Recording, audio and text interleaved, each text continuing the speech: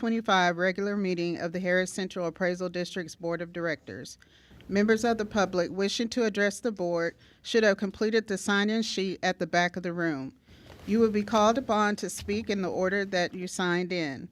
When you begin, please state your name. Mr. Chairman, you may call the meeting to order. Thank you, and good morning, ladies and gentlemen. My name is Jim Robinson. I am the chairman of the board. I hereby call the August 20th, 25 regular meeting of the Harris Central Appraisal District Board to order. The time is now 9:34 a.m. We will now have the Pledge of Allegiance, and I will go ahead and lead that myself this morning.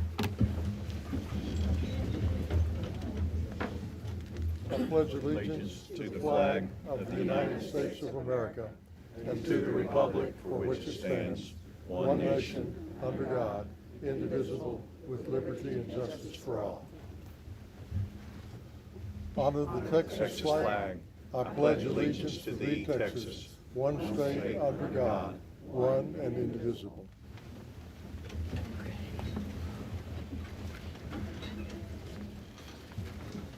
All right, we will now have the roll call. Kathy Bluford Daniels, and she is, I understand, is on her way. Martina Lamont Dixon. Present. Erica McCrutcheon. Present. Melissa Noriega. Present. Annette Ramirez. Here. Kyle Scott. Present. Mike Sullivan, and myself, Jim Robinson, present. We'll now have the recognition of service awards and employees of the month, and I've asked Director Martina Lamont Dixon to do the honors today.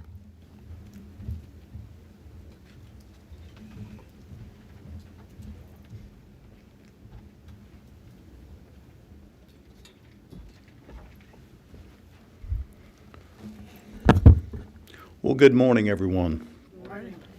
Today we have 3 Service Award recipients plus our 4 Employees of the Month.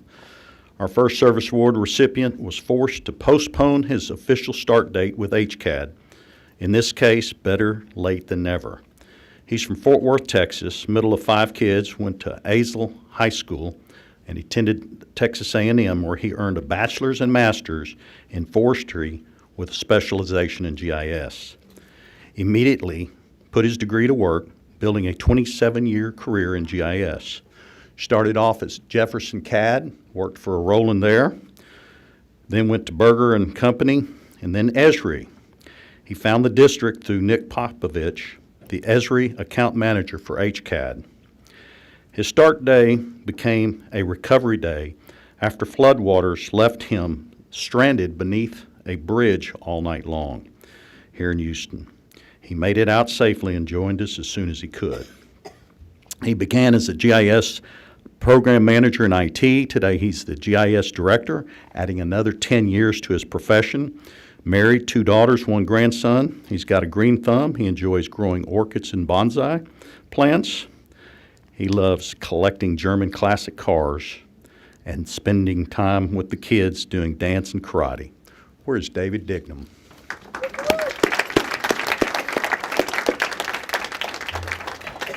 Congratulations. Thank you for letting me hire you 10 years ago. Appreciate the opportunity.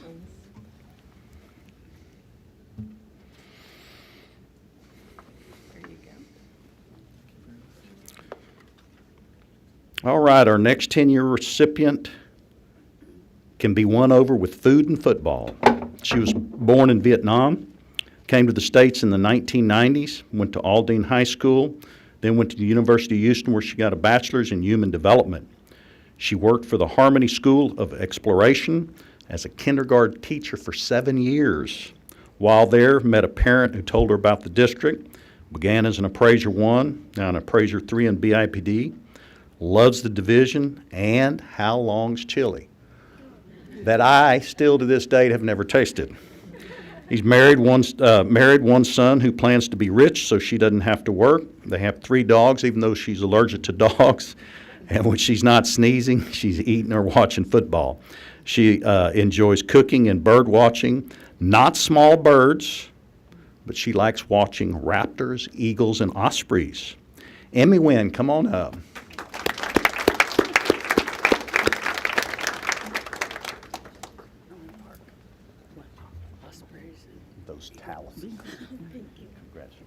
Thank you.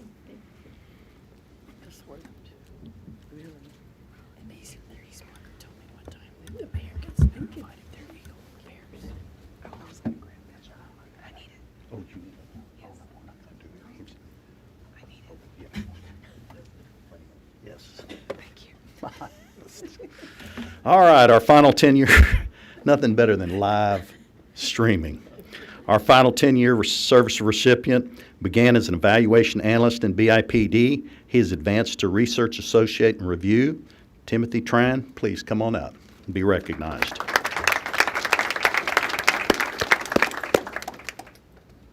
Congratulations. We take a picture, right? Sorry.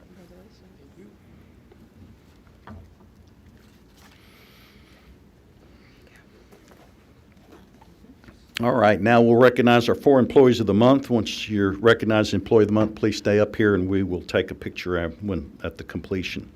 Our first employee of the month, born in Houston, Texas, went to Dobie High School, attended SER Business College, were certified in information technology. Before HCAD, he worked in network administration and compliance at ExxonMobil and Valve Technologies. Found the district through HCAD former Chief Information Officer Keith Bethel, worked as a system administrator, too, in IT. He's recognized today for his professionalism and outstanding contributions. Nomination state his dedication, adaptability, and proactivity make him an invaluable asset to the district.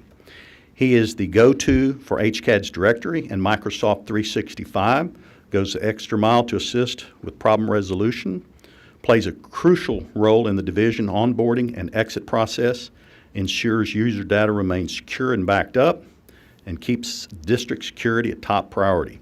Married, has 3 adult children, owns a music production company, and yes, he files his rendition.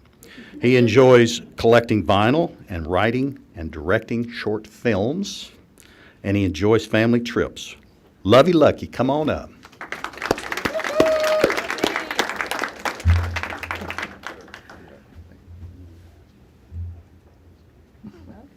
Whisper that.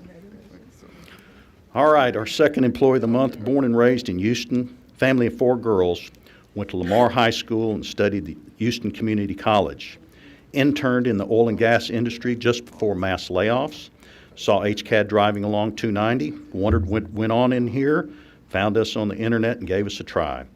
Works as an exemption specialist 4 and 9A, commended for her positive attitude, work ethic, overall dependability. She balances multiple responsibilities while remaining positive and focused, prepared comprehensive training materials, executed a well-organized training plan to support the onboarding process, maintains homestead reports, and coordinates homestead work queues.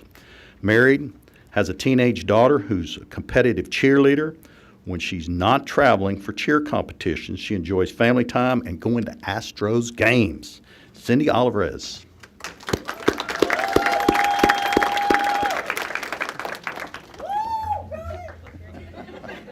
Congratulations. All right, our next employee of the month says he is the king of Cajun cuisine. Grew up in Spring, Texas, went to Klein High School, attended McNeese State University, got a bachelor's degree in finance, went to work for the assessor's office in Calcasieu Parish.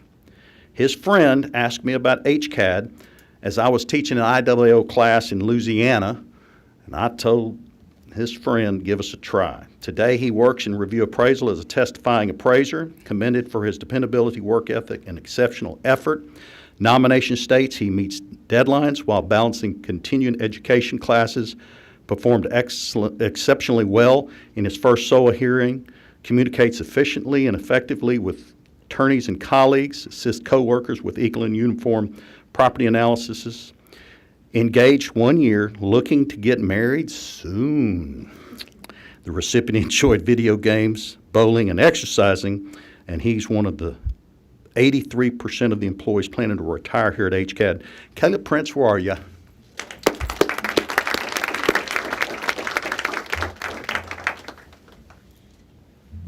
And I heard everybody has left that parish now? Yeah. Wow.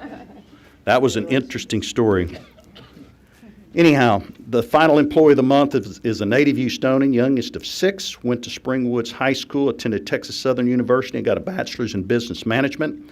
Found HCAD through our summer intern program, decided to apply after graduation, joined us a year ago, and already the employee of the month. I love it. She's a residential appraiser, cited for her dependability, professionalism, and positive attitude.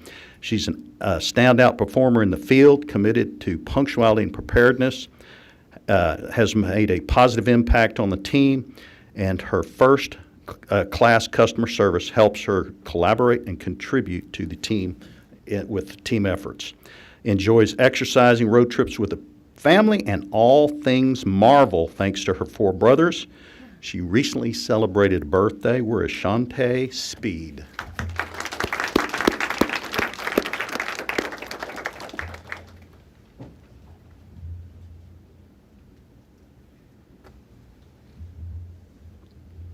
Congratulations. You want to lead them or you want? I'll leave. All right, y'all follow. Miss Martina Lamont Dixon. You're gonna make me look good at admin suit.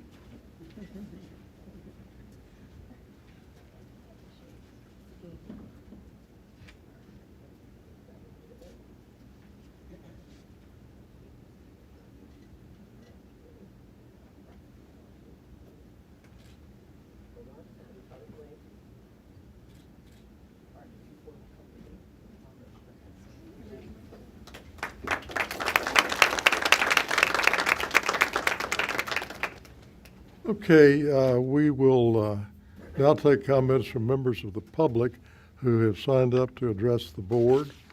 And I show that we have one today.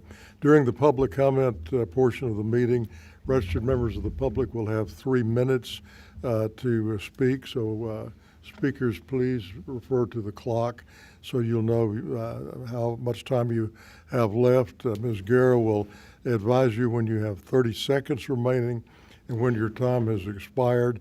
At that point, I'll thank you for your participation. We do have one speaker today. We will call Alexei Swirsky. Ms. Swirsky, good morning. Hello.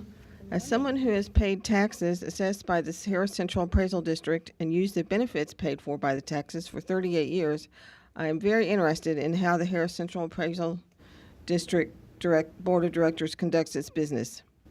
How exactly does taking action on item 15 work? Since Ms. Ozine Bandy, who resigned, represented HISD, does the HISD board choose who replaces her, or is it a coalition of the ISDs in Harris County who choose her replacement, or some other manner of replacing her? I assume it's Ms. Ozine Bandy, because whose position has been vacated, since that's all I could find in the news reports online. But yet an election is mentioned in item 15. Is this election voted on by the registered voters of Harris County? And when is it? Because I thought that only 3 members of the Harris Central Appraisal District Board were voted in, and this position isn't one of them. Is the opening of this board position and the process for filling it communicated directly to the directors, superintendents, and board members of the ISDs, MUDs, and other taxing entities? Is there an opportunity for them to ask questions to clarify the procedure? Is any guidance given on their role in this? Since most or all of the board positions of these entities are held by unpaid volunteers, they would benefit from some education on this from the Harris Central Appraisal District. Y'all are in the driver's seat on this process. It's your responsibility to let everyone involved know the route that will be taken. Have the board members of the associated MUDs and ISDs been informed about this board position vacancy? The power of citizens to come together to create schools and systems to collect and disperse water and other mutual services, such as road construction and maintenance, is incredible.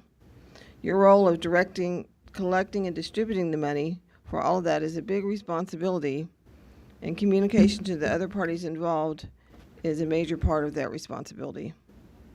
When is the end date for this position? We're very pleased to live in the United States. As many great uncles Patrick Henry said, give me liberty or give me death. Thank you for listening to what I have to say and allowing me the freedom to say it to you. Thank you. Thank you, Ms. Swirsky. Next on the agenda would be reports from committee chairs for committees that have had recent meetings, and we'll first recognize Director Scott to report on the Budget and Finance Committee. Yep. So in our last meeting, we were able to lock down dates for the remainder of the year for our committee meetings. I believe that we've taken on an additional responsibility as well for benefits. And we reviewed the items that you will see here today that are requesting expenditure. We had some discussion about those, but the board was satisfied with what was presented to us. And then we also had a conversation about the budget, some of the changes on where the funds would be sourced in order to make our budget. Yep. Thank you, Kyle. Next report will be the Evaluation Committee. Recognize Director Erica McCrutchen. Thank you, Chairman Jim. The last meeting that we had, also we added a new member to our committee because Cassandra Bandy, her resignation. So we welcome Director Sullivan to the board, to our committee. We also set dates for interviews for the chief appraiser. We reviewed the postings of the application process, which has been posted online. Last date is on August the 31st for applicants that are applying for the chief appraiser's position. We also put together our candidates packet. We worked very hard to make that happen. I want to thank all the directors who are helping to be a part of this process. And we also set dates for our interviews and also set the location for where we will be having the interviews. And so we are moving forward.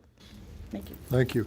Now, I'll note the arrival of both Director Kathy Blooper Daniels and Director Mike Sullivan. And Ms. Daniels, we're in the process of doing the reports of committee chairs. I think you have called a meeting of the ARB committee. If you'd like to report on that at this time.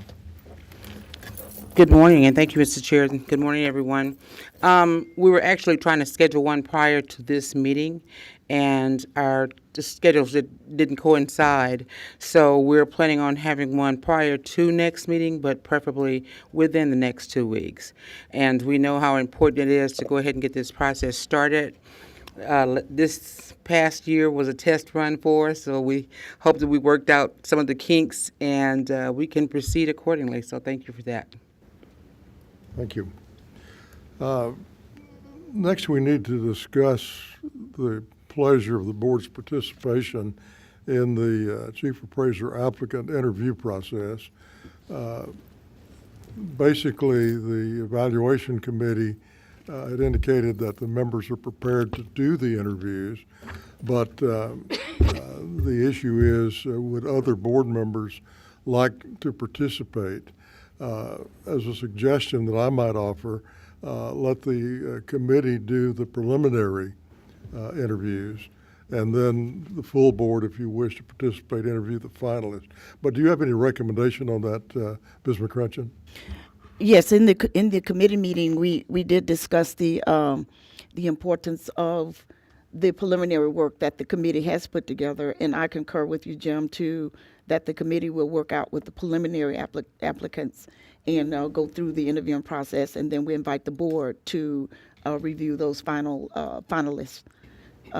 If the board wants to, if other members want to participate in it, of course, they're always welcome to attend our committee meeting. So yes, I accept that recommendation as well. All right. Any comments from any board members on that, Ms. Daniels?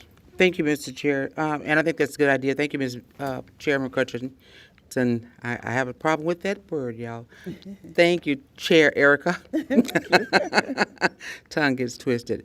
I think it's important, having gone through the selection of a superintendent for now the sixth largest school district in the United States.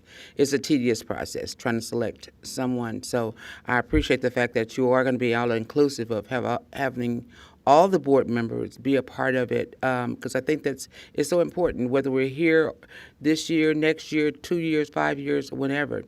It's important that we all have some input as representatives in which we were chosen to be. And so I love that idea. Obviously, even with the selections that you all present, then from there, then it's important that we all be able to review the ones from your selection. So thank you for that. Thank you, Ms. Daniels. Yes. Well, I'm on the committee, so I have one question though, because I think if we end up, maybe we have to decide how many finalists we would bring to the full board, because I believe in committee we had even discussed potentially like picking one, for instance, having one finalist, and then having that person come to the board. So I guess my feedback, or that I would want to hear from fellow board members, would they want us to narrow it down to like 3 people, 2 people? Like, what does that look like? Because we were essentially talking about bringing it to the full board if there was a tie between 2 candidates. So just would like some feedback on that part. That's a question. All right. Erica, do you have any comment on that? Well, as Martina said, we don't know really how many candidates that will be a finalist.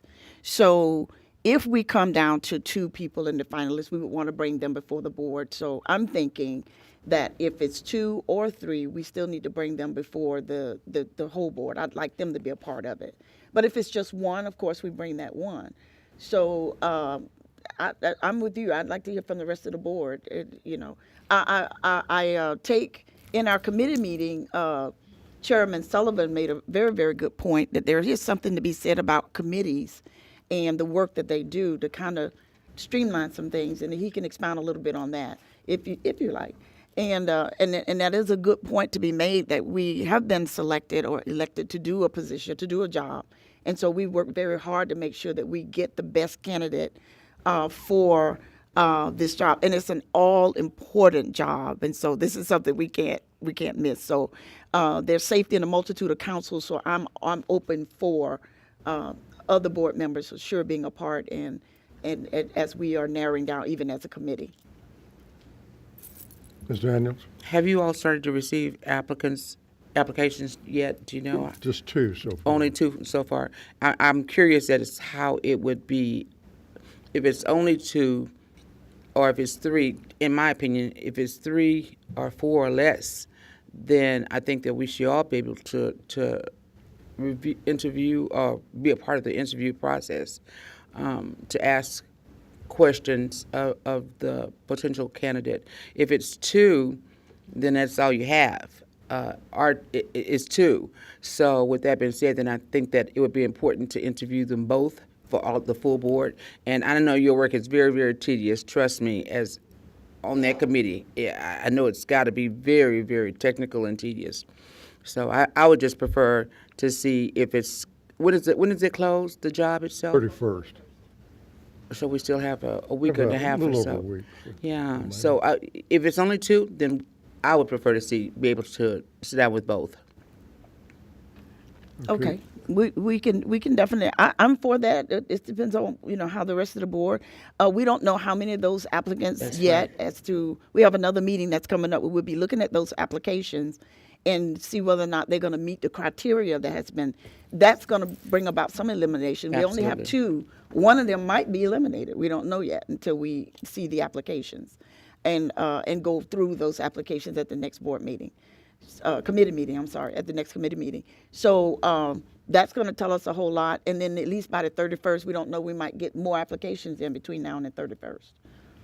So as we get those applications in, then we can definitely know how many we'll have. So with that said, I think, point taken, I like the idea of if you want to, we're leaving that open. If the general council committee members or board members want to participate, by all means.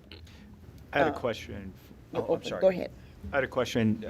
Tammy, we have 6 board members show up. Is that a meeting that should have been posted? And if we do post the meeting and only 3 people show up, do we have to cancel the meeting? Yes, that's the way it would work. So if the board decides to let it be open for any board member to attend, we would need to know that ahead of time so that we can give the required notice for an open meeting. All right, well, let's see what the next week or so turns up with applicants. I do anticipate that we'll have more than 2, but that's all we have at the moment, though. Yes, ma'am. I really appreciate the committee sorting through applications to eliminate anybody that's not appropriate. And that work is terrific. With 2 people, maybe, 3 or 4 max, this is a highly technical position that not everybody is qualified to do. So I think it ought to be a committee of the whole, and maybe what we can do is see who's able to come and set it appropriately. But I don't have any problem with having to have quorum and notification and that kind of thing. Right. Now, one issue that if we do interviews and we have to post, one of the ideas that the committee had was to do the committee to do the preliminary interviews at the Olson office. And then if we had, then for the finalist, to post and do those interviews here at the district. And does everybody concur with that? Yes, sir. Okay. All right, well, we will, One more question. Yes, Okay, go I'm ahead. just trying to clarify, because I agree with you, but I, when we say finalist, we as a committee did not say we're going to have 1 finalist, 2 finalists, 3 finalists. I mean, we said we could come back with 1 candidate. So then that means the board would not be a part of the process if we came back with 1 candidate. So I'm just trying to understand, are we saying that if we have 5 or fewer applicants, then we would have the whole board do the interviews? Or are we saying that it's only if we have 2 finalists, but if we have 1, then there is no full board, that person would just come in and speak to the board? Like, I'm just trying to understand based on the Well- conversation that we had. We didn't set like a set amount of finalists, I guess. I would just estimate that we're going to have at least 2 finalists. Okay. Because this is the premier chief appraiser job in the United States.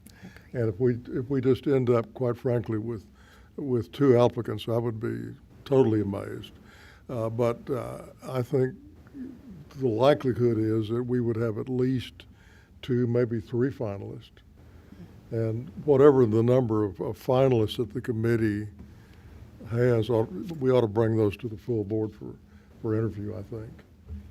I concur, whether we have 2, whether we have 3, whoever those finalists are, I think that the board, the full board should have, whether it's 1, even if it's 1, the board still should be able to interview them, because that individual still may not be the best fit. And then we have to go through this process all over again.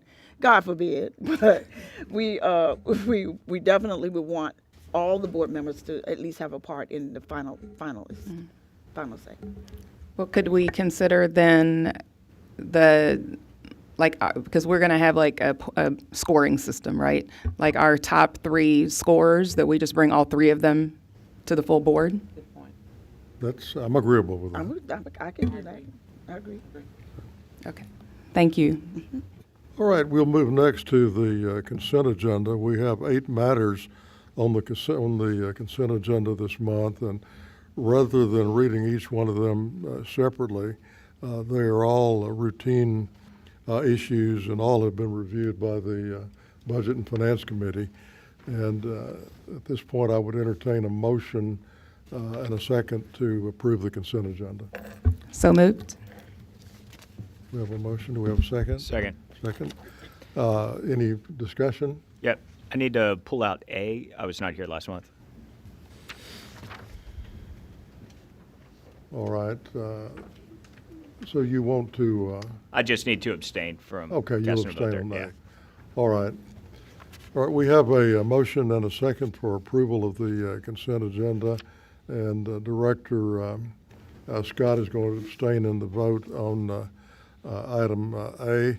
At this point, I will call the roll. Vote aye if you're in favor, vote nay if you're opposed. Ms. Bluford Daniels, Aye. Ms. Lamont Dixon, Aye.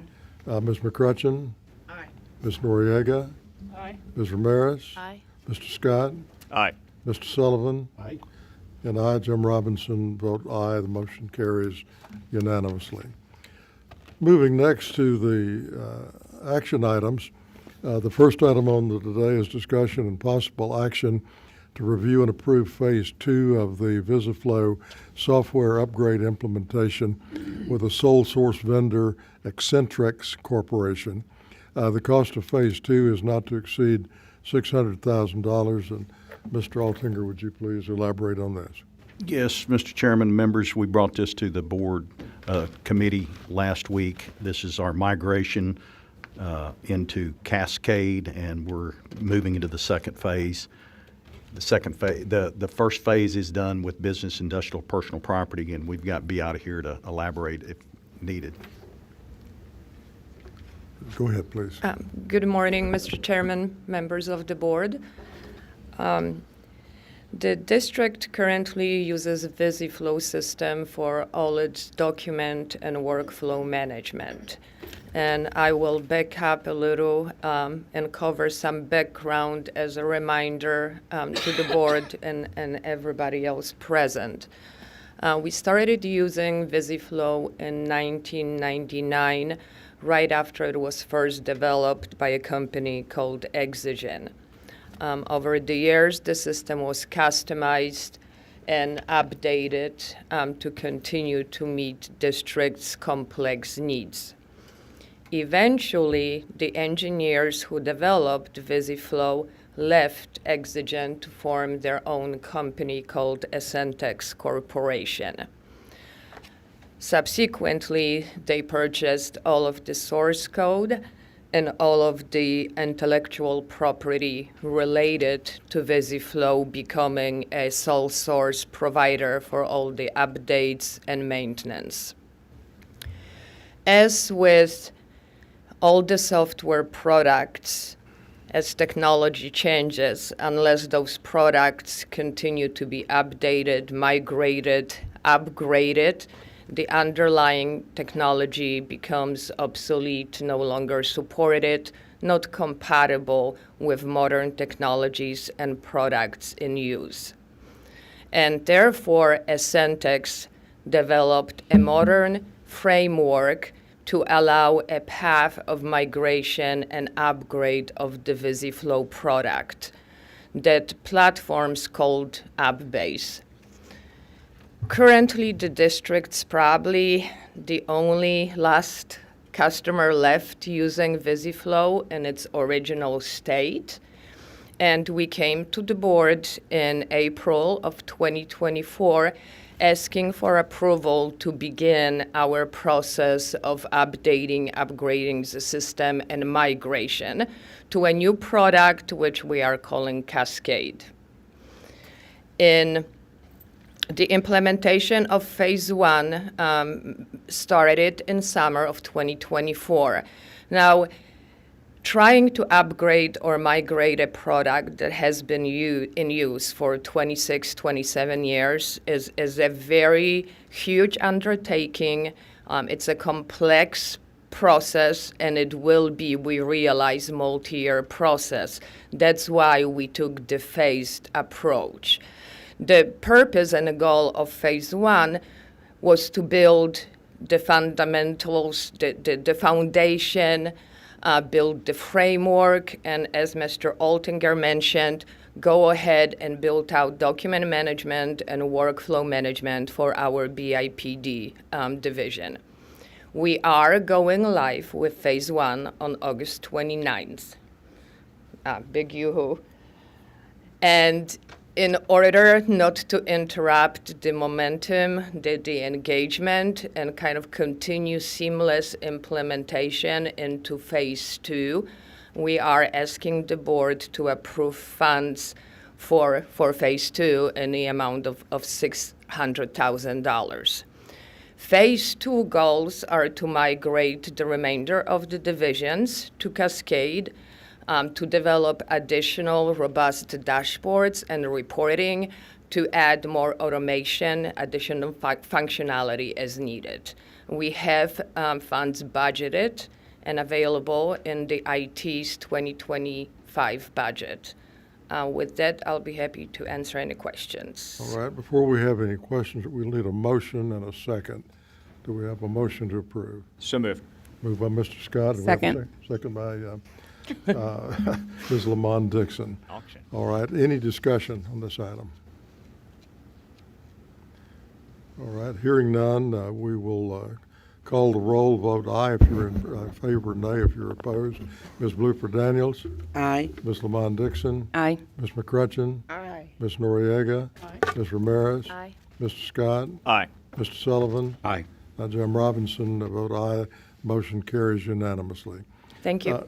The next item is discussion and possible action to approve Resolution 2025-07, authorizing and directing the giving of notice to bidders to serve as the official depository of all or a portion of the funds of the appraisal district. Mr. Altinger. Yes, sir, Mr. Chairman. Under the Tax Code 6.09C, this is a requirement, and this is just an RFP for us to go out. If we want to get specifics on the criteria and the grading system, we've got Teresa Paul here to answer those questions. All right, Ms. Paul, go ahead. Good morning, Mr. Chairman, board members. It's time again to request bids for the district's depository. We are required under Section 6.09 of the Property Tax Code to solicit bids at least once every 2 years with an option to extend the contract for an additional 2 years. Our current contract expires at the end of this year. We have received a list from the Texas Banker Association for 25 Houston banks and waiting for any additional in all of Harris County. Letters have gone out instructing the banking institutions on how to register in the district's procurement software IonWave. As required, a notice will be published twice in the newspaper and posted at the Texas Comptroller's website as well as the HCAD website. In addition, the request for proposal will also be posted on our website. We have a deadline of September the 18th for the bidders to submit their bids and anticipate coming to the board in October with the results to award a contract if we have good bidders. So I'll be happy to take any questions. All right, do we have a motion to approve this item? All right, moved by Ms. McCutcheon. Second. Seconded by Ms. Lamont Dixon. Any discussion? Yeah, I had a question. Go ahead. So I think it was in my first board meeting, I raised a question about our scoring criteria. Yes, sir. I was asking if we could have some part of that scoring criteria giving credit to locally owned and operated businesses, or banks, or maybe add in some criteria in terms of the amount of capital that they invest in Harris County. Perhaps it's a parochial thought, but I think that Harris County dollars should be spent supporting Harris County residents and businesses. I don't see that criteria now in the scoring scheme. I thought that there was going to be some evaluation of whether or not that could be added. Was that evaluation done? We can add that.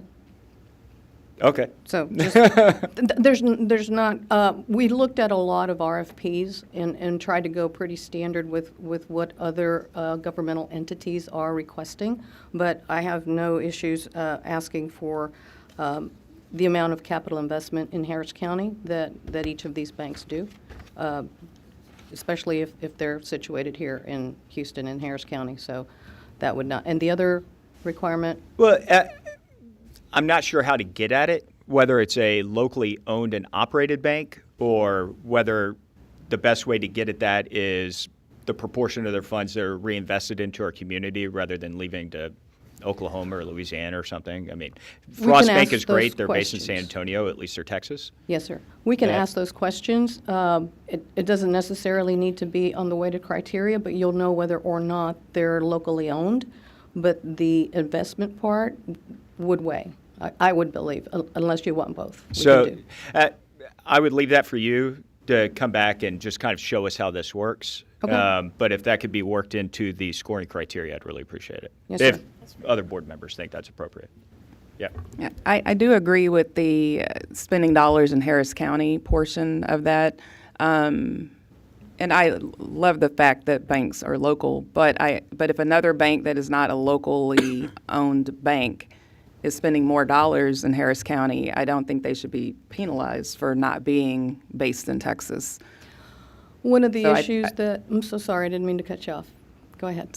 So I love part of what Mr. Scott said. The other part, I would like to know where they're based, but for me, it wouldn't be part of the scoring criteria. The scoring could be based. I would love to see them spending dollars in Harris County. So that's my take. I don't know. Absolutely. We do need to make deposits at the bank, so that's why we want something locally, because we do receive a lot of cash downstairs on the first floor and the third floor. No, I didn't mean not local. I meant not a Texas-based bank. Does that make sense? Yes, ma'am. Yes, and I love Frost too. I mean, I bank with Frost, but I'm just saying. No. You know, I'm saying they don't have to be a Texas-based Yes. bank. Does that make Understand. sense? Yes, ma'am. Yeah. Okay. But yes, they definitely need to be in Harris County for sure. Okay. With banking. We will work on the criteria before the request for proposal goes out. Okay. Are you satisfied, Mr.? All right. Mr. Chairman, before you move on, Mr. Sullivan, if I yes. could, thank you. This goes back to my service in another office. I'd like for us to make sure that if we look at criteria regarding location, that we're allowed by law to do that. Because in a previous service, and it was actually at Humble ISD, when I was saying let's spend local, I was instructed that that could not be a criteria.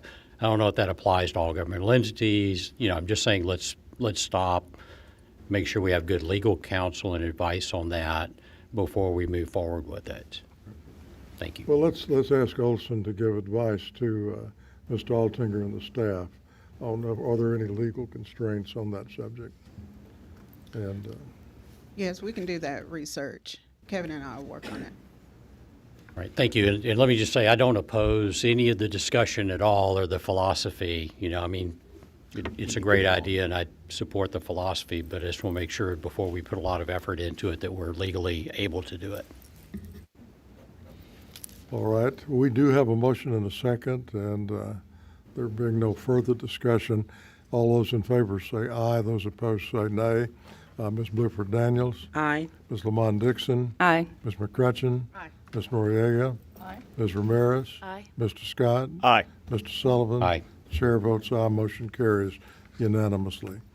The next item is discussion and possible action to instruct the chief appraiser to issue a news release stating that applications for the Appraisal Review Board members for 2026 will be accepted by the Harris Central Appraisal District Board beginning September 1st, 2025, and will be accepted until vacancies are filled. Mr. Altinger, please comment. Yes, sir, Mr. Chairman. As years passed, the board now appoints the ARB, and we will work with Ms. Teresa Terry, and she will work with the board to get this press release out. And once it's finalized by the board of directors, we'll get Jack to put it out there, and we'll meet the September 1st deadline. Very good. And we need lots of applicants. Lots of applicants. Does everybody listening out there right now, we need lots of applicants. Okay. Do we have a motion to approve this item? So moved. Mr. Scott's moved. Second. Who was the second? Or Ms. McCrutcheon seconds. Any further discussion? Yes, I want to second Mr. Altinger. We achieved a high number of applicants as well as hired ARB members. But But all that means is we have to raise the bar this year. So I'm going to promote it. I'm asking that our fellow board members promote it. And everyone in the audience, if you know anybody that needs a job that would be appropriate for this, we've got to beat last year's number, if for no other reason that we win. So that's the goal, is to get as many applicants as we can. There's attrition after the hiring process, and we need to make sure that we have backups to fill so that we can meet that 190 mark. Thanks, guys. Very good point. All right, any further discussion? If not, we'll call the roll. A vote, say aye if you're in favor, nay if you're opposed. Ms. Blooper Daniels? Aye. Ms. Lamont Dixon? Aye. Ms. McCutcheon? Aye. Ms. Noriega? Aye. Ms. Ramirez? Aye. Mr. Scott? Aye. Mr. Sullivan? Aye. Chair votes aye. Motion carries unanimously. The next item is discussion and possible action to amend paragraph C in the 2026 salary schedule and provisions on page 21 of the proposed 2026 budget to add item 4, quality service incentives are subject to board approval. Mr. Altinger, would you comment? Yes, Mr. Chairman, this was brought to us with regards to the budget and the committee. And what we probably ought to do is move to the next item and then adopt this with this action item, because the next item is approval of the budget, and then we could approve the budget with the amendment incorporated in with this action item. Okay. Well, we need to go ahead and vote on this item first, though, to include that in the budget. Since this was my suggestion originally, I'm going to go ahead and make the motion to approve. Do we have a second? Second. All right, Mr. Scott has seconded. Basically, what this does, it helps to give some control over expenditure of the funds in 2026, which would, depending on how often we use the QSI program, that limits costs rolling forward into 2027. It's just a means of having some further budget control in a very tight period. Any discussion on this item? Mr. Sullivan? Yes, sir. Thank you.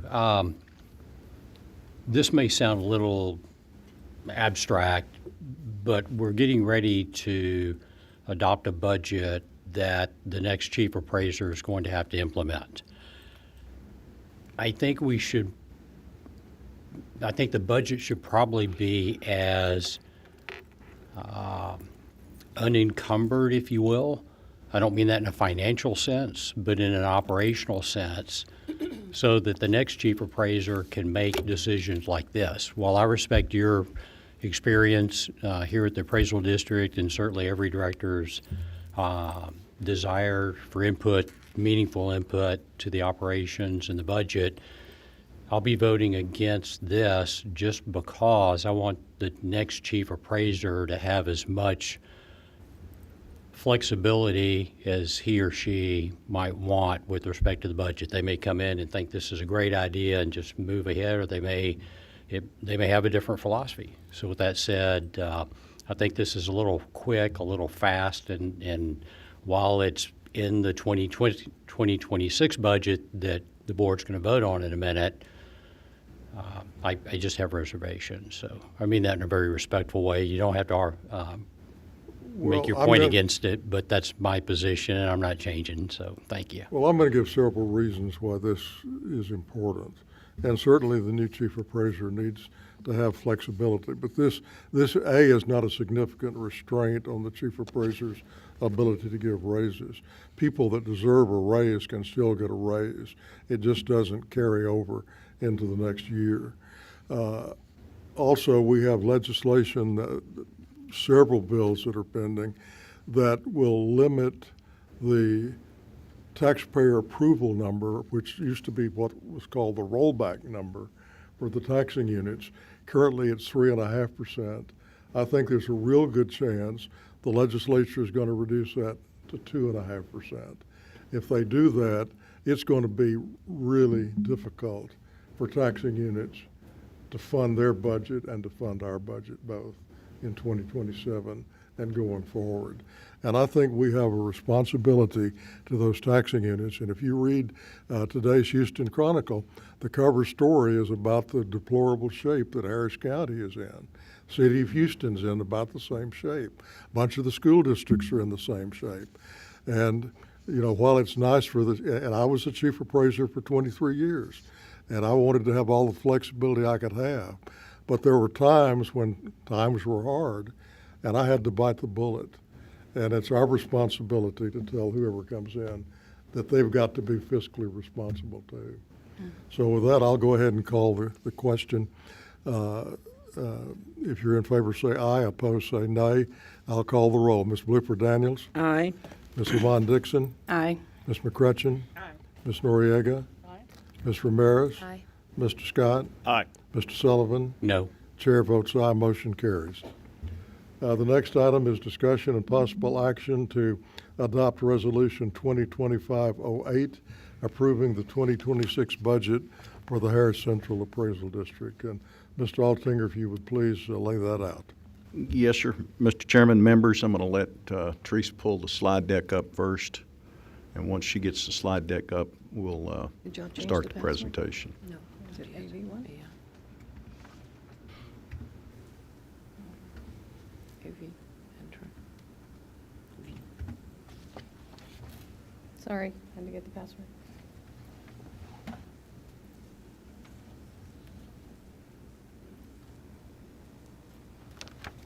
All right, we'll begin. Good morning, chairman, directors, tax assessors, members of the public, and our great HCAD team members with us today. Next slide, please. Everyone agrees we must fund for staff excellence, carefully balanced with fiscal prudence. Next slide. Here is the original budget overview, modified to reflect board's suggestion to add 2 FTEs or full-time employees for security officers to accompany staff at outreach events off-site. Wages and benefits are estimated at $148,000 and will not increase the overall budget. Funds originally budgeted for contract security services under office and field operations would be used for this. Next slide. As I mentioned last month, the last public meeting, the cost to the public for full universe of district support is only 3/4 cent per tax revenue dollars raised for essential services, all the way through final litigation. Facing mounting service demands, including all-time record protests, cutting support to staff is not really an option.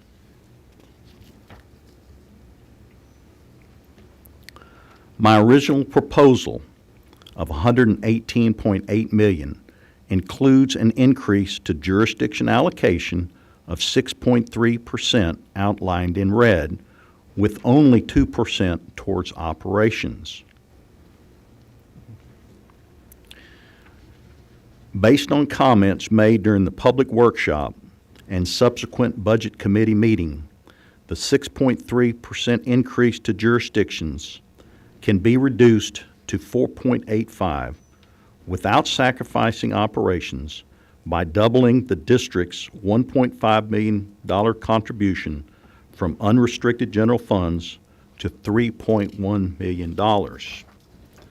That brings increased cost to taxing units below annual increase in population and inflation of 4.86% and well under actual economic impact of 7.43%, factoring in compounded annual average increases of inflation of 5.27%. We have experienced each of the last 4 years. Next slide. Here is a snapshot of the district's financial condition. Restricted funds on the left, unrestricted funds on the right. The restricted operating reserve is over 60% of the recommended target $28 million.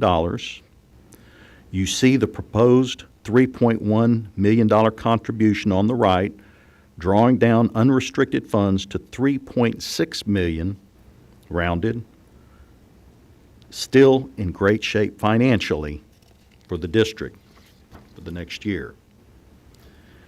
At this point, I'd be glad to answer any addressed, and glad to address your questions on the condensed budget layout from last month.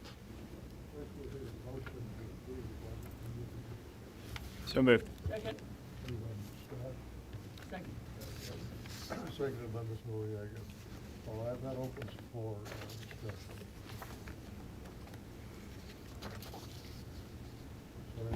discussion.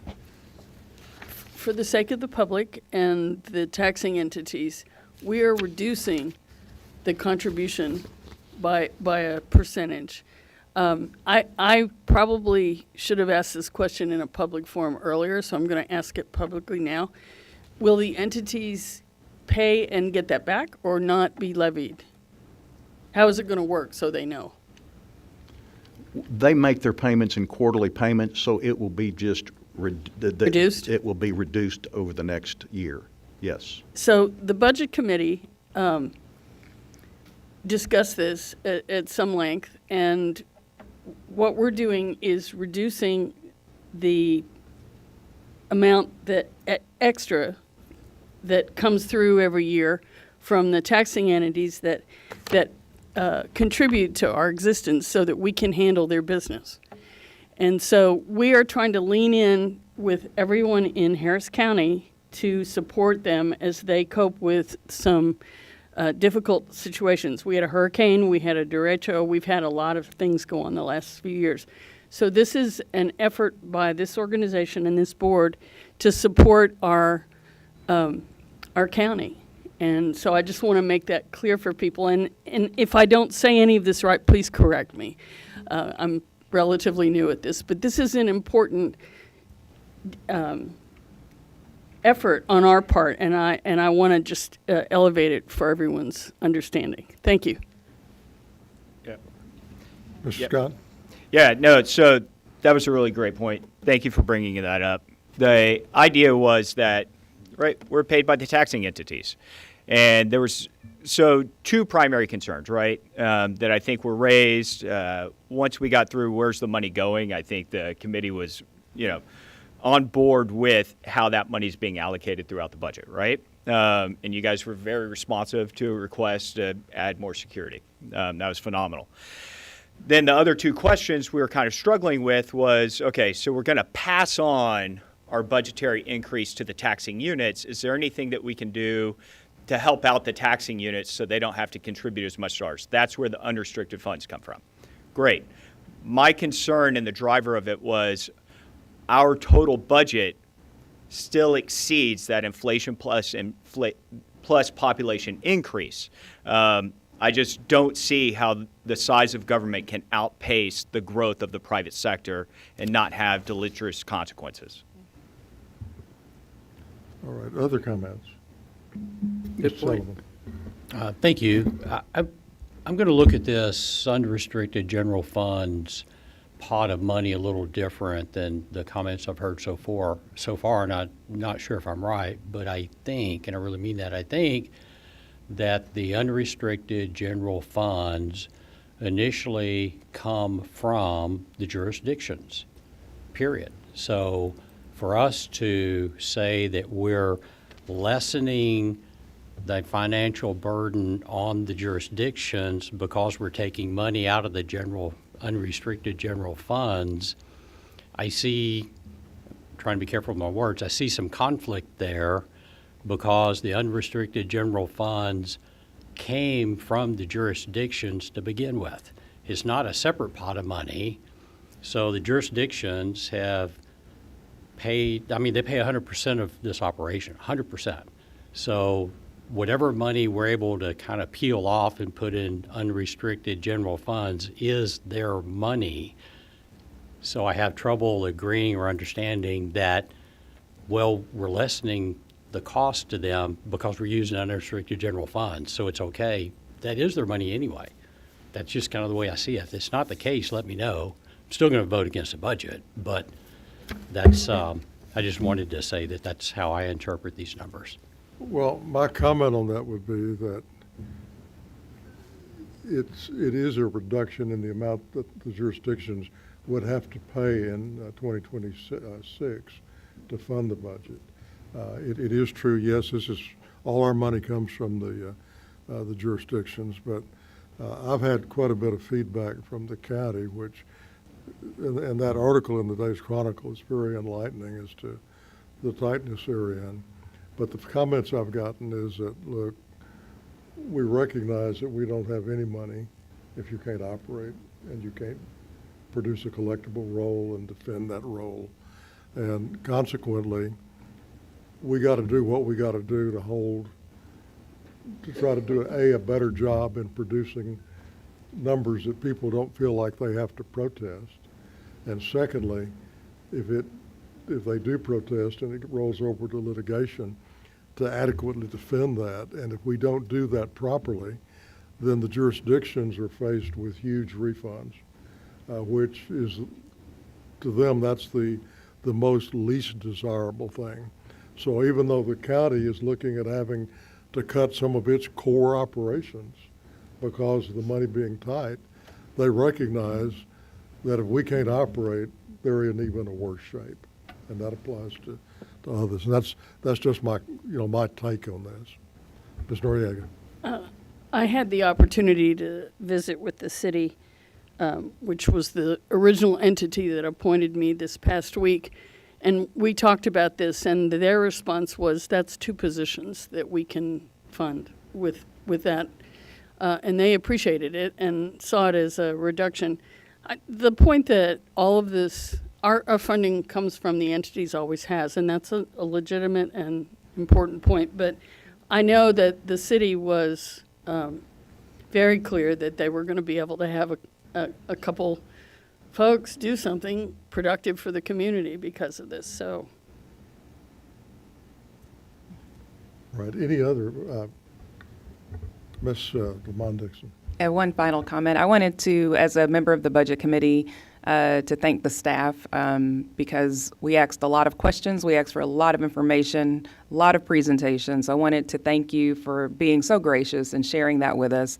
And I also want to thank Mr. Scott for his leadership as chair of the Budget Committee. It was very well run, and I think you opened our minds as a leader in that committee to what we need to think about going forward. So I do appreciate it, and I wanted to publicly acknowledge you. All right, other comments? I'll just make a final comment. The real challenge the next chief appraiser is going to have, we got to reduce the number of protests. The only way you reduce the number of protests is have values that people don't feel like they have to protest.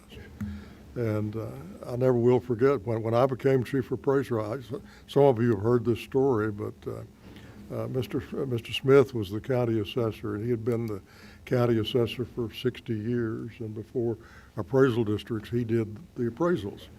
And he said, Jim, he says, you're going to come down to my office twice a month, and I'm going to teach you everything you need to know to succeed. And I never will forget that. And we did that for 18 months, went down there twice a month. But at the very first meeting, he said the 2 most important things that you have to learn is that if you don't produce a collectible appraisal roll, that your career is going to be short and unpleasant. And the second thing is you can't produce a collectible appraisal roll if you have a lot of litigation. And that with litigation, even if you win, you lost because you spent so much money and you made so many people angry. And I hope that's whoever comes in as chief appraiser internalizes that knowledge that came from Carl Smith, because hey, he got reelected every year for every 3 or 2 years at first, and every 4 for 60 years. And that was his mantra. He lived by that, and it was mine too. And for the 23 years I was chief appraiser, the jurisdictions had a collectible roll. They could go to the bank with what we certified. And after I retired, litigation came up. And once, litigation came up and tax consultants and plaintiffs' attorneys learned, hey, there's a lot of money to be made over there at HCAD by suing. But we got to find a better way to get those values right so people don't feel like they have to protest. That's just a lesson for the next chief appraiser. All right, well, there being no further discussion, and we have a motion and a second for the motion, I'll call the roll. Vote aye if you're in favor, nay if you're opposed. Ms. Bluford Daniels? Aye. Ms. Lavon Dixon? Aye. Ms. McCrutcheon? Aye. Ms. Noriega? Aye. Ms. Ramirez? Aye. Mr. Scott? Nay. Mr. Sullivan? No. The chair votes aye, motion carries. All right, that brings us to our discussion items. Item 14 is to fill vacant committee seats. Because of the resignation, we do have some committee changes that need to be made, and we will, once that appointment has been made to fill that vacancy, we'll do some more shuffling. But the two changes that I'm going to make today just strictly involve the audit committee. I'm appointing Ms. Noriega as chair of the audit committee, and I will fill in the other position on that until a new member has been appointed and added to the board. And likewise, I'm also filling in for Ms. Daniels on the evaluation committee. All right. That brings us to item 15, which is a report on the election to fill a vacancy on the board and an update for the 2025 election process. And Mr. Altinger, would you please elaborate on that? Yes, Mr. Chairman, we've got Kevin McCormick going to discuss the two sets of letters that are out there that are running concurrently and the differentiation between those two letters on the election process.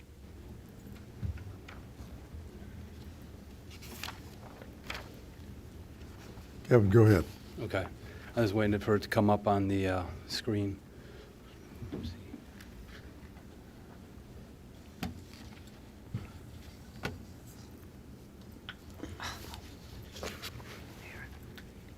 There we go. Thank you, Beata.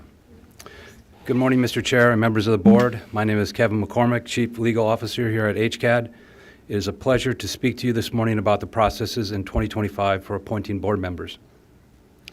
Ms. Swartzky, you asked some very good questions. I hope by the end of my presentation your questions are answered. First, I want to thank and recognize Cindy Guerra for her great work in getting all this information that I'm about to describe organized, verified, and sent to the proper governing entities. She really does an incredible job. Right now, there are two separate appointment processes that are ongoing. I will first talk about the process to fill the vacancy left by the resignation of Director Cassandra Ozing-Bandy. Director Cassandra Ozing-Bandy resigned her position on the HCAD Board of Directors effective July 31st, 2025. Her resignation was accepted by the Chairman of the Board, Mr. Jim Robinson. The term of the appointed director who will fill the vacancy expires at the end of her term, which is December 31st, 2027.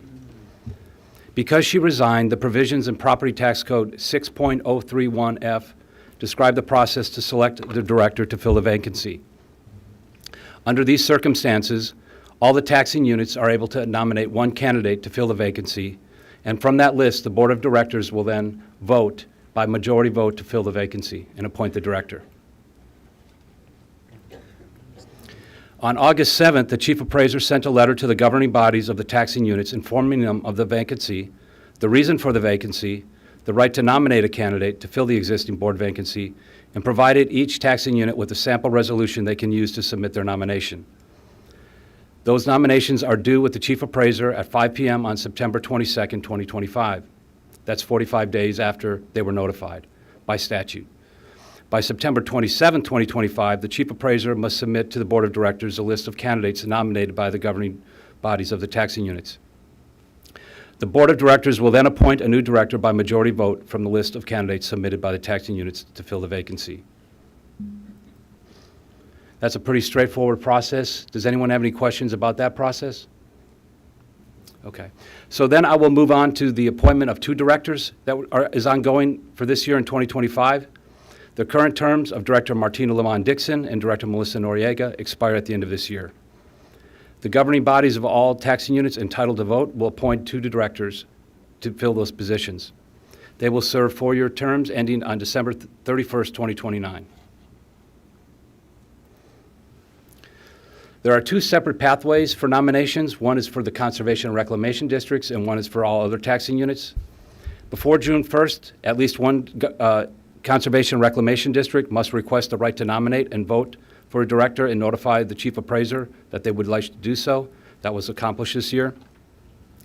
On June 9th of 2025, well in advance of the June 30th deadline, the Chief Appraiser sent nominating letters to the governing bodies of all Conservation and Reclamation Districts, informing of their voting entitlement and their right to nominate one candidate to be appointed to the Board of Directors. Those nominations were due on July 14th of 2025. 3 candidates were nominated by the Conservation and Reclamation Districts: Martina Lamont Dixon, Tracy L. Jones, and Wayne Mentz. On July 17th, the Chief Appraiser sent voting letters and ballots to the governing bodies of the Conservation and Reclamation Districts who had the right to vote, informing them of their right to vote, and placed one of the 3 nominated candidates on the final ballot to be sent to all taxing units that have the right to vote in October of 2025. The deadline to turn those ballots in was August 14th at 5 p.m. As long as the candidate who got the most votes received 10% of all the votes that can be cast by Conservation or Reclamation Districts, that would be placed on the ballots. Director Martina Lamont Dixon received all the votes cast, 54, which is more than the 10% threshold, and thus she will be listed as a candidate on the final ballot in October. The other process involves taxing units that are not Conservation and Reclamation Districts. On July 1st of 2025, those letters were sent to all other taxing units, informing them of their right to nominate up to 2 candidates for the Board of Directors that begins on January 1st, 2026.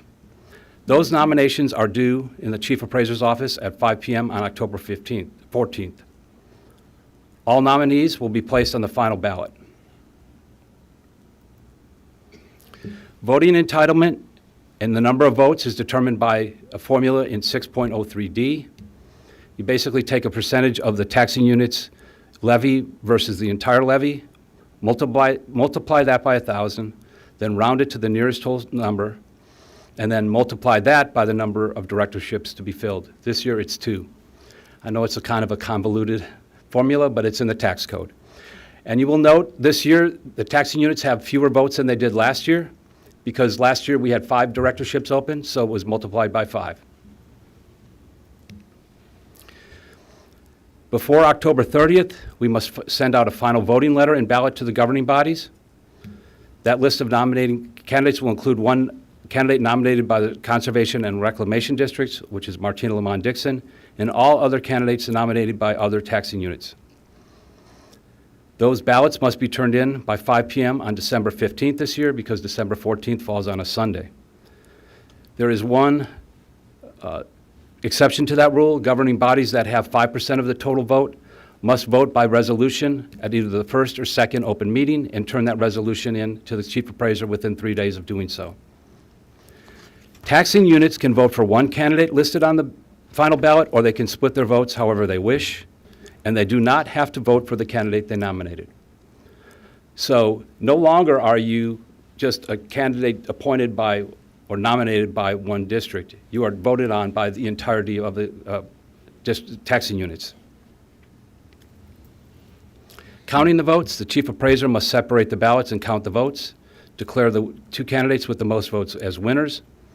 When counting the Conservation and Reclamation District votes, whichever candidate receives the most Conservation and Reclamation District votes receives them all. And then before December 31st, the Chief Appraiser must submit the results to the governing bodies of the taxing units as well to the candidates. If there are any questions regarding that process, I'll be happy to answer them. At the back of your packet, you also have a timeline that we are making sure we meet in advance. Anyone have any questions? Mr. Sullivan? I do. Thank you, Mr. Chairman.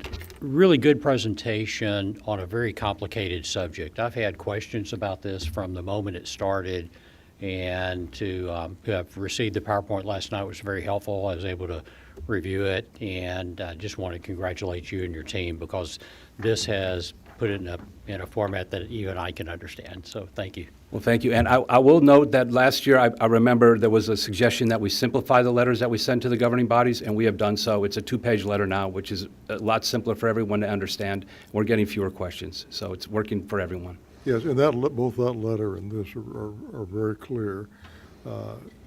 I've had several calls from local officials from various entities. Why do I have fewer votes than I had last year?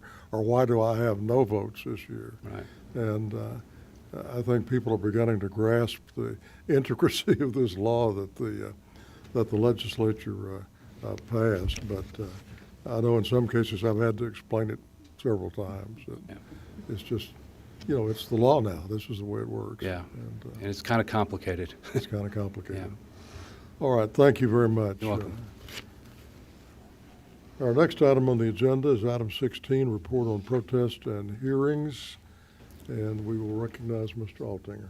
Yeah, as Mr. Morrison comes up, I just want to congratulate the entire team with regards to addressing the monumental amount of protests we have this year. And Jeff will give you the specifics on where we're at, because this Friday we have the ARB planning to approve the records, and I thus will certify those records. Yeah. Good morning, Mr. Chairman and members of the board. I'm Jeff Morrison, Chief of Hearings. As of this morning for tax year 2025, we received just over 559,000 protests. Over 452,000 of those are from agencies, or 81%, and then the remaining 19% from property owners. I'm very happy to also report that the ARB will be able to approve the records this Friday. We should be somewhere around 4.5% remaining, which for this year is really, really good numbers. We've now settled over 445,000 protests worth about $500 billion in value. This is about a 7% increase in production over last year at the same time. Our electronic settlement programs are doing amazingly well. Over 276,000 of our settlements have come from Topline, Express Informals, iSettle, or one of our other electronic options. Even though the protest count is almost 50,000 above last year's due to increasing innovations and the efforts of all the staff, we're still on track to be substantially complete with hearings and go down to 1 or 2 days per week by the end of October. And we will also continue to work in prior year correction and exemption accounts to make sure we don't fall behind on those as well. I'll be glad to answer any questions.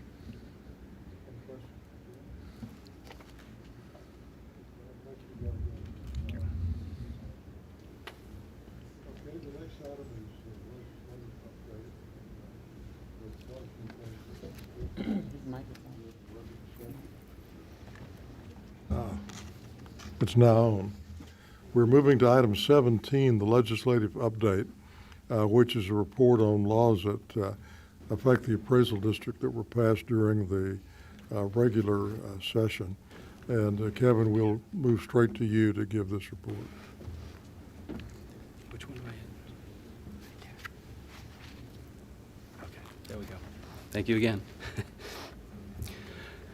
Good morning, once again, Mr. Chairman and members of the board. I come to you before you this time to provide a general overview regarding what HCAD is doing to implement the provisions contained in the property tax-related bills passed during the regular session of the 89th Texas Legislature, and to review some of those bills. During the regular session of the 89th Texas Legislature, the HCAD legislative team, in coordination with many others here at HCAD, and in conjunction with the Texas Association of Appraisal Districts, we're busy tracking hundreds of bills that potentially could have an impact on some aspect of the property tax system. We are now monitoring bills introduced in the second special session that may have an impact. This is done so we can anticipate what bills might pass and the implementation measures that may be necessary, and because sometimes HCAD personnel are asked to testify concerning a bill. We also track these bills because state senators, state representatives, and this year's even the governor's office requested information from HCAD concerning certain proposed legislation. Unlike the 88th regular and special legislative sessions in 2023, where a relatively few number of bills had a major impact on the property tax system, in this 89th regular legislative session, there are about 70 different bills that have become law that will affect property taxes in some manner. A summary of those bills was prepared by our in-house legal team and has been distributed to each of you in this form of this booklet. I want to thank Sharon Thoppel, Princeton Thompson, and Diane McCarthy for their work on this project. Bills that passed in the 89th regular session will impact appraisals, assessment, collections, contracts, and exemptions. The bills will affect the board. Bills also expand confidentiality laws, and bills that impact the district's operations in different ways. At this moment, we have identified about 50 bills that passed which require HCAD to modify our procedures and operations.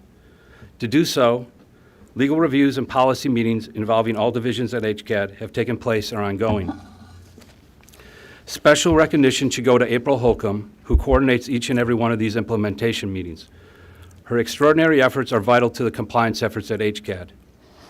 But April will be the first to tell you that implementation of these bills involves many of the district's employees across various divisions. These implementation efforts are in addition to the regular job duties and operational functions these HCAD employees are performing for their districts. They should be commended for their dedication, diligence, and commitment to excellence. Specific implementation measures have already started. We are continuing to identify steps that we will need to take to bring HCAD into compliance with the provisions in these numerous bills.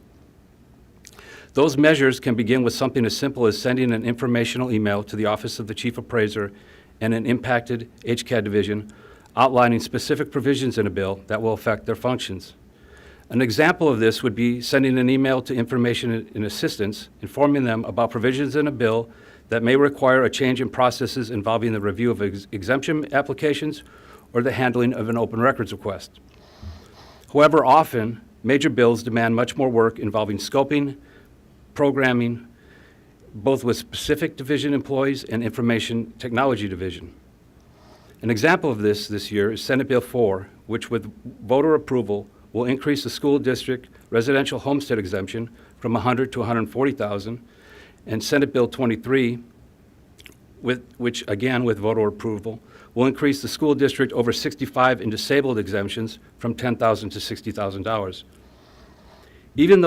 Even though those increases are conditioned on approval of constitutional amendments, both bills required appraisal district to submit 4 sets of July estimates for each school district and will require 4 sets of roll runs for each school district every month between now and the November election. In a general year, we submit only 1 set of estimates or rolls for each school district each month. Policy and implementation meetings began in June regarding these 2 bills, and we estimate that HCAD will spend approximately 1,400 hours between June and November to implement this 1 clause concerning provisional roles contained in each of these bills. That is a picture of how much implementation is required of HCAD.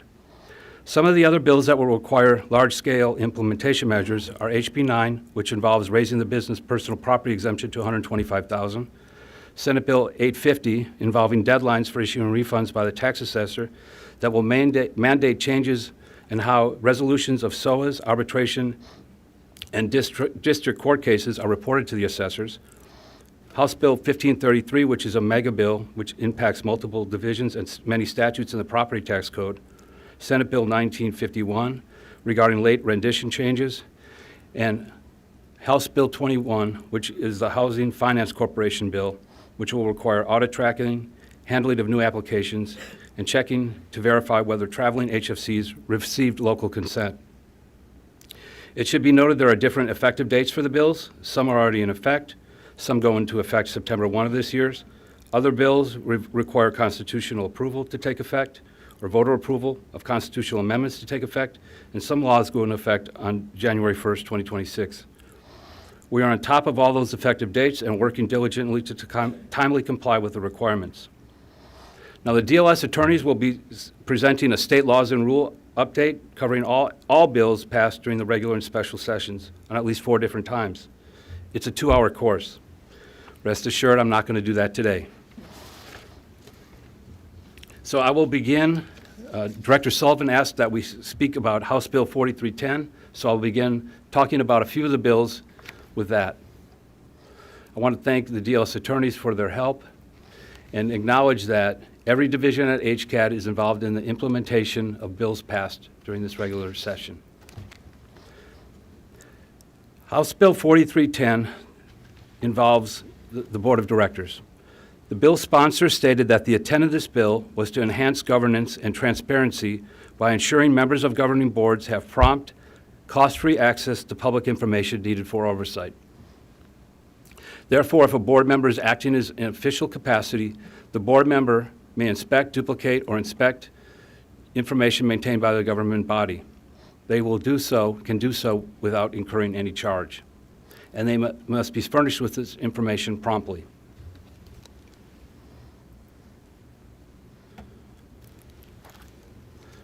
Let me just grab a water. What does promptly mean? The Public Information Act says promptly means as soon as possible without delay. If it's longer than 10 days, we need to notify the board member why it's longer than 10 days and give them an estimated time of when they can receive the information. If it's confidential, it can be automatically redacted, and then we'll also have another option, which I'll get to in a minute. The attorney-client privilege is not waived if that information is requested. And we have to notify the board member if any information is being withheld because it's confidential or subject to a privilege. We do not waive the confidentiality of any information given to a board member. Instead of redacting information, the board member can also sign a confidentiality agreement to receive the information. It has to have these 4 things in the affidavit that they sign. And if the board member is not furnished with the information, they have a appellate process. They can seek an AG opinion, or they can also appeal an AG opinion to Travis County. They can also seek a writ of mandamus if they are not given the information in district court in Harris County. And if they win that writ, they also are enabled to get attorney's fees. So are there any questions about House Bill 4310, or does anyone have any comments on that? Okay. The second bill I'll talk to about that affects the board is House Bill 148. This was done to provide extra training to board members. Not that any of you need it, but apparently some board members across the state, the bill sponsor said they needed some. So this requires annual training for board members with populations over 75,000, which of course is Harris County. They must complete a training course. The training course will cover ethics, budgeting, transparency, the roles and responsibilities of appraisers, taxpayer rights, the Open Meetings Act, and the Public Information Act. Training can be conducted at an accredited institution of higher education, and the bill sponsor must have been an Aggie because they suggested VG Young Institute at Texas A&M.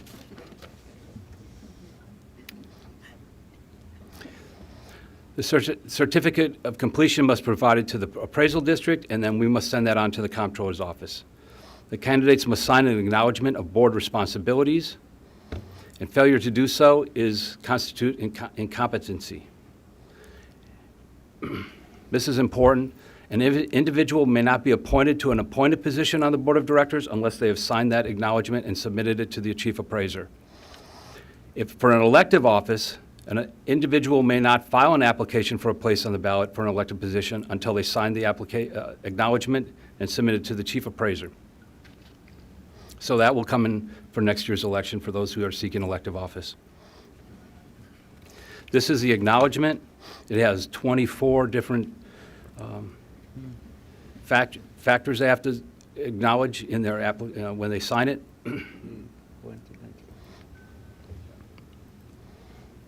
And that covers that bill.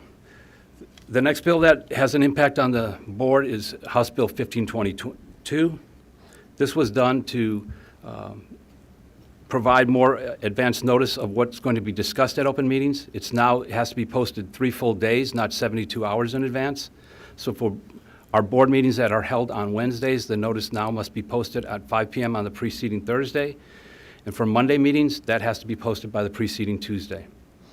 When a proposed budget is going to be discussed, the notice must include a physical copy of that or a link to the budget on the appraisal district website. There's also a taxpayer impact statement that has to be included. Since HCAD does not set rates or tax rates, we've conferred with the board's attorney, and we believe this language would be applicable, not applicable. The Harris County Central Appraisal District does not levy taxes. One other bill affecting the board is anything discussed regarding cybersecurity or critical infrastructure can be held in a closed meeting, and also that information is not subject to the Public Information Act. This is an interesting bill. I wasn't sure why this even came about, but I learned that the bill was in response to a Texas Ethics Commission finding that a candidate for an elective CAD board position should file its campaign treasury appointments in a different place than where they filed the ballot application. This corrects that and makes them filed in one place.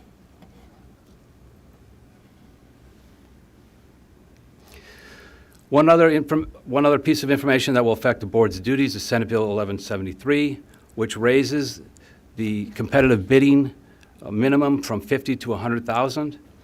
The bill's authors stated that inflation and rising cost of goods has made this expenditure threshold outdated, resulting in an inefficient procurement process. So that's why they went ahead and raised it from $50,000 to $100,000. The chairman mentioned something along these lines of changing the voter approval rate. It didn't apply when there was a disaster, so House Bill 30 was implemented. Part of that reasoning was that if you were going to go above the voter approval tax rate, you had to have an election. When there was a governor declared disaster, that didn't apply. This now repeals that section and has a new calculation for disaster relief rates based on debris removal and other factors. There's the exact language in there. And this was a fun one for us. Senate Bill 2068, we call it Bobby's Law. Bobby Priestler is an attorney here. And what happened last fall is we got an exemption application, Public Information Act, asking for exemption application regarding child care facilities. And when we got the responsive documents for us to review, we saw a bunch of children's names in there with addresses. And we did not have a particular code section in the Public Information Act that allowed us to redact that information. We weren't going to turn it over. We were going to seek an AG opinion anyway. But we talked to the requester, and he allowed us to redact it. I told the chief appraiser about this, and he said, we'll come up with a law, a proposed law language that we can submit to somebody in Austin. Bobby came up with this law, this language. We took it to Senator Betancourt. Within 5 minutes of explaining it to him and giving him the proposed language, it was on the floor and already introduced. So this now prohibits any information regarding children's home address, home telephone number, or their names listed in any application from being disclosed. And one final one I'll talk about, and I can come back in the future and talk about exemptions and HB 9. I don't want to bore you to death or take up too much of your time, but it would probably be best once we have further implementation measures on those exemptions to come back in this. But this is one that I thought was interesting because last session, we were required by the legislature to periodically confirm the recipients of resident homestead applications to see if they qualified for those exemptions. We had to do it once every 5 years. Well, what happened in Central Texas, some of those appraisal districts decided the most economically efficient way to do so was to require everyone to requalify who had a residential homestead. So this bill was done in response to that, saying it restricts the ability of the chief appraiser to require reapplication for residential homestead applications. A new application can only be required if the chief appraiser reasonably believes the property owner no longer qualifies, has attempted verification, and then provides written notice citing the specific reason for the chief appraiser's belief. So a lot of these laws, as you can see, are done in response to actions either taken by somebody in the public, somebody by appraisal district, or a problem they see out there. And we're trying to stay on top of them. Like I said, we are on top of everything right now that's in the second session, and be happy to report back to you on a periodic basis if you would like that to happen. So, if you have any Kevin, let me questions. ask you a question about that 2730. Yeah. I would presume that since we still send out the homestead verification cards, that return by the post office of the verification card would trigger a reason for the chief appraiser to request reapplication. I would think so. I think under this provision, though, we're going to have to attempt verification with using DPS records before doing so, but I think that should be sufficient cause, yes. Okay. Yeah. Right. Any questions for Kevin? Mr. Sullivan? Yes, sir. Thank you. I have four questions, if you don't mind. First of all, thank you for the presentation. This may be some of the more informative information that I think the board benefits from. So 4310, first of all, thank you for the follow-up. I appreciate that. HB 1522, the posting requirement of Thursday instead of Friday, I read that, but then I thought I heard you say that this doesn't apply to us. Can you kind of expand on that a little bit? The posting does apply to us. The impact statement should not apply to us because we don't set tax rates, but the posting does apply to us. Okay, Yeah, so sorry for the it's confusion. going forward after September 1st, 2025, going forward, instead of me receiving a download from Cindy at 5 p.m. or after on Friday, I can expect that download at 5 p.m. or after on Thursday? Yes, I believe so, yes. That's what we're required to do now. We have to post it 3 full days, so it would be the Thursday would be the day it would be due, the agenda would be due. Okay, then let me rephrase that. Is it the intention of the appraisal district to provide the information on Thursday instead of Friday after September 1st? I think we need to look at, we will make sure that we do the posting with regards to the new change in the law. However, all the ancillary data that goes out, and sometimes it comes out Friday late night, I'm going to look at Cindy, we would be glad to get it out a day earlier if possible, but I don't want to write a check that I can't cash because I'm looking at the lady that's responsible for aggregating all that data and getting it to all the board members. So, Mr. Chairman, I'm making a request of you to either instruct or strongly recommend to the appraisal district that the full board be given all the information at 5 o'clock on Thursday, because to be honest with you, we're all volunteers and we all work. Most of us work anyway. I've got to spend Saturday and Sunday going through the board packet. I'd rather go through it Thursday night and Friday. So unless there's some reasonable explanation not to do it, that would be my request of you. So, Well, your request is duly noted. okay, thank you. So that's 1522. HB 2730. Most of us up here have probably received an email from someone who says, my neighbor moved and the kids moved in and they still have the over 65 exemption and they're not entitled, you know, those types of stories. We've all received those emails. How would that apply with this? Well, if the chief appraiser, if he takes that information and verifies it, that would constitute a reasonable belief that they could ask for requalification after trying to verify it with the DPS record. So verifying what you receive, they can take that, and if it constitutes a reasonable belief, then that wouldn't apply here, and they could ask for requalification. Okay, so that would be at the discretion of the chief appraiser? Yes, Okay, yes, sir. all right. Thank you. And then last question I have is with respect to the Texas Open Meetings Act training that board members have to take. Correct. Is that a one and done? You know, that's a great question. It appears to be an annual, and that's still open for interpretation. I've heard different people talk about it. We just came from a seminar last week where there were disagreements on that. But right now, to be safe, it looks like it's going to be an annual thing. Now, what I will tell you, and let me go back to that real quick, it only applies to directors whose term begin on or after January 1st, 2026. So if your term does not began beforehand, this training doesn't apply. So that is a key cog to this. So, but for those moving forward, in my opinion, it looks like it's an annual training. Okay. All right. Thank you. Thank you, Mr. Chairman.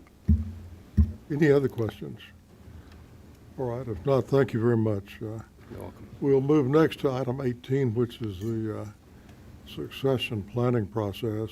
And Roland, I would note we have at least one board member who needs to leave early, and to make sure we don't lose a quorum, I would request that, because this is a very lengthy document. You'll just move to and next let's month? summarize it rather than go through it in depth. Or we can either that or move it to next month. That's the board's Would discretion. that be agreeable with everybody? All right, let's do that to make sure we preserve a quorum. Sounds good.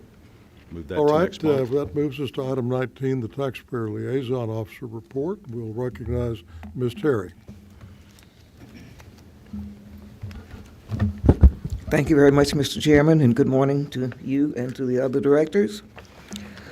Pleased to report to you on the activity of the TLO office since the July report. I'd like to mention, just by way of reference, although the number of protests and hearings are up this year, the number of protest-related complaints to the TLO office is down this year, actually.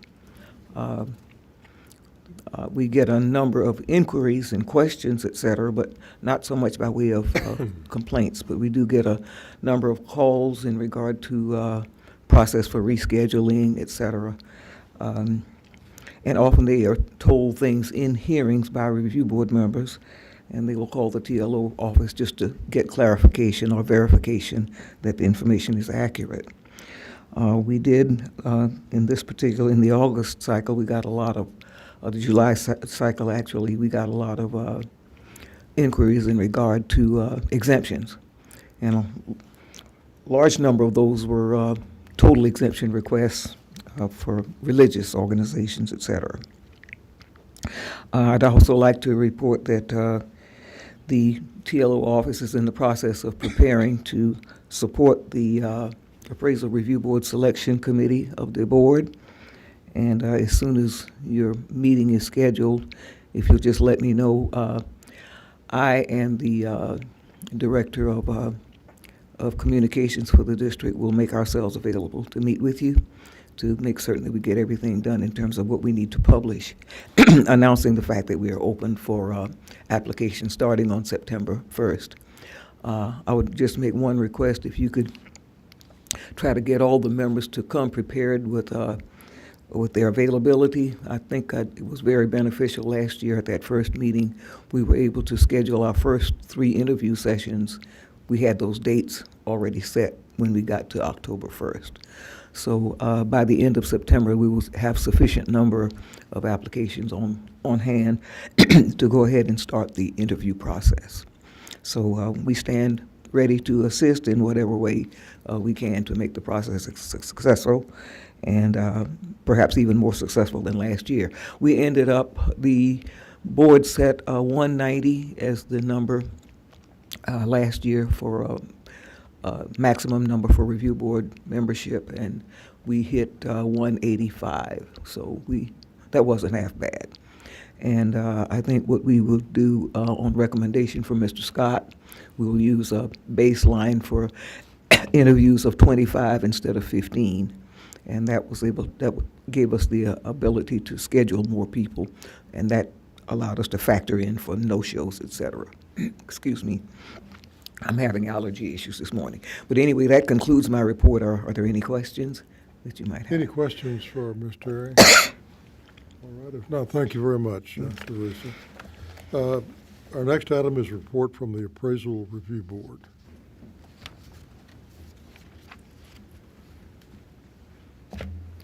Good morning, Mr. Chair, panel members. My name is Kevin Stone. I'm the ARB Secretary. During the month of July, the ARB conducted a total of 23,365 formal hearings with 816 panels in 24 workdays. The year-to-date formal hearings through July 31st consist of the following: 8,760 commercial accounts, 38,069 residential accounts, 867 other accounts, and 3,218 prior years. Now, the ARB will adopt in order to approve the Harris County appraisal or Harris Central appraisal records on Friday, August 22nd, 2025. This will be a huge accomplishment for us this year. And on behalf of Ms. Kirkland and the ARB, we would like to say thank you to the Board of Directors for all their hard work in appointing members for the 2025 season. Mr. Jeff Morrison, HCAD Chief of Hearing, and his team for their outstanding support and partnership, and also Mr. Roland Altinger, the Chief Appraiser. Everybody has a separate role and parts to play in the service to the property owners, and we'd like to thank you. Member attendance. Number of required ARB members is below the count of 190. As of July 31st, 2025, we had a total of 157 members. In the Executive Office, we continue to address requests for set-aside dismissals, requests to reschedule hearing dates due to scheduling conflicts, and the ARB continues to strive for the completion of formal hearings for the 2025 hearing season. We are also preparing for our post-hearing season. Our corrections training is scheduled for September 12th of this year. This training will be conducted by Mr. Hilscher, our legal counsel. And additionally, legal counsel also continues to review written complaints that come to the ARB for any reason. Mr. Hilscher continues to assist us with our monthly legal reviews that are submitted by the ARB panel members. And this concludes the reports, and I'd like to thank you. Any questions for the ARB? Well, if not, thank you. That was a very comprehensive report. We appreciate it. Next is item 21, discussion regarding matters covered by Tax Code Section 6.15. Any comments from the board to discuss at this time? Yes, go ahead, Ms. Dixon.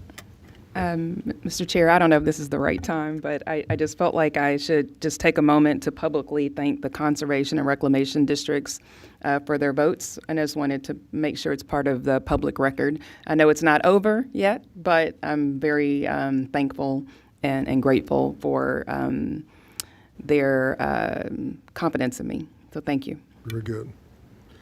All right. Roland, do you have any comments for the board? No, sir, Mr. Chairman. All right. I think we've got one right here. All right. With Kathy Go ahead. Bluford Daniels. Kathy. Thank you. And I hope this is appropriate time as well. But I want to send out my condolences to Claret Walker and Christy Parker in the loss of their mother, and just know that we're continuously uplifting you, and it's been about a year for myself, so I understand the void, but I just wanted to make that note publicly and let you all know that we are praying for you continuously. Also, I didn't get a chance to speak fast enough when Ms. Terry was talking about the ARB, so I just want to make a comment about our baseline being 25. That's dependent on obviously the availability of everybody and the time constraints, because that could be extremely long process. I think it took us about 4 hours last time with the interviews for 15 people, so we have to be conscious of that and ensure that everybody is available for the length of time that would be necessary to cover 25 people. But yeah, that would be the goal. So I just wanted to mention that. Thank you. Okay. If you would go ahead and repeat again when you anticipate your first meeting. I actually sent out another message just recently requesting for the availability of everyone, August 22nd, Tuesday, August 26th, or Thursday, August 28th. But if all are not available, then we'll proceed on Friday, August 29th, so we could have that meeting scheduled prior to the September 1st deadline to get that message out. So August 29th, that Friday, is the drop dead date. Okay. So we're not going to do one on Friday then, is that correct? I don't think that Director Scott, you available? I'm available. Okay, Director Scott, are you? I'm available. You're not available, right? This Friday, no. If we can do this one on Zoom, I'm all on board since we're not doing the interviews. I'll check to see if we can do it on Zoom, but so we'll make plans for this Friday at 10 o'clock to have our meeting then for those directors that are available. Is that too soon, Ms. Terry? No, it is not. Okay. Okay, I know, because look, she reached out a couple of weeks ago, actually, to try to get the fire going, because we have a big pool that we'll have to interview and prepare for accordingly. Yes, we did reach 185. Our goal was 190, and I, like Director Scott, I like to achieve my goal. And so, though we were 5 short, we're going to still try and surpass that because of attrition and people leaving after we hire them, interview well, et cetera, et cetera. We get excited, and then you end up losing. And we want to have the correct number of people for the ARB to have to work with and work through. So, but so we'll just note it. This Friday, the 22nd, and we're not going to keep taking consensus. This Friday, the 22nd, at 10 o'clock, and if we're able to get Mr. Scott, Director Scott, via Zoom, so he can be a part of it as well, so we can review what our process is going to look like. We've already had a rehearsal last year, so it shouldn't be that complicated to go through and mark up. I know that from our actions last year, we did have some suggestions as to what we thought we should add or subtract from that process. So this Friday at 10 o'clock. So thank you for that, Mr. Chair. Thank you very much. Mr. Altinger, do you have anything to add? No, sir, Mr. Chairman. All right. The board will now enter into executive session. The executive session is held for the purposes authorized by sections 551.071, 072, 074, and 076 of the Texas Government Code. The board will now retire to executive session, and the time is now 11:24 a.m.